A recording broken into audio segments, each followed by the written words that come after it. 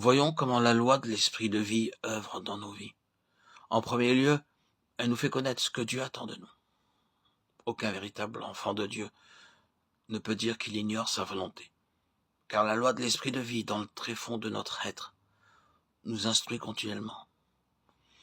Aussitôt qu'une personne est née de Dieu, elle commence à savoir ce que Dieu veut d'elle. Si vous êtes un véritable croyant et que vous parlez plus qu'il ne faudrait, n'êtes-vous pas conscient que quelque chose essaie intérieurement de vous retenir?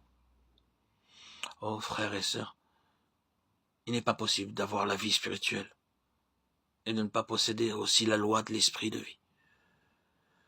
Si vous possédez la vie de Dieu et que vous avez besoin de connaître la volonté de Dieu, soyez assurés que cette connaissance vous sera accordée, non seulement pour les grandes choses, mais aussi pour les plus petites choses. Si seulement nous prenions garde à ce que nous enregistrons intérieurement, nous deviendrions spirituellement sensibles et nous serions instruits à l'égard d'un nombre incalculable de choses concernant notre conduite de chaque jour. Ainsi, nous le serons si nous nous instruisons dans la vie privée de gens. Nous saurons lorsque nos paroles seront bruyantes, nous saurons si notre rire est déplacé, nous saurons si nos remarques ont un arrière-plan impur.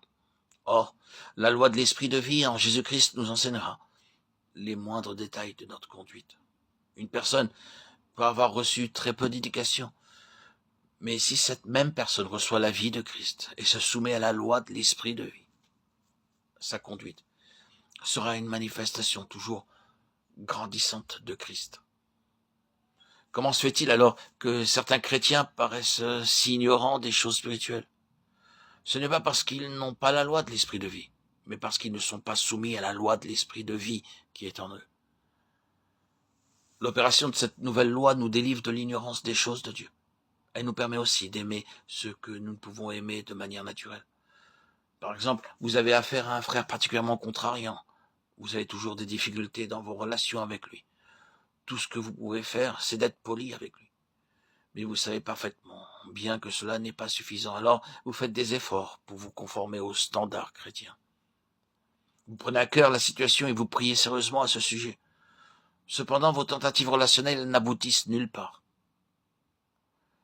Le problème, c'est que vous essayez de lui montrer que vous l'aimez alors qu'en réalité, vous ne l'aimez pas. C'est donc un échec sans appel. Mais si vous laissez simplement agir la loi de l'esprit de vie en vous, même la prière deviendra inutile.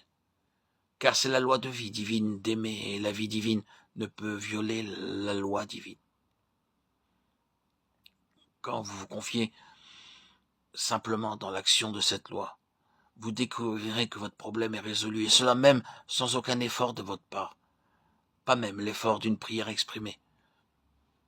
La plus merveilleuse des choses, ce sera que lorsque vous parlerez avec ce frère, vous l'aimerez tout simplement.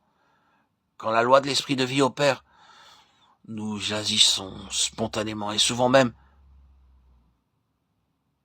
presque inconsciemment.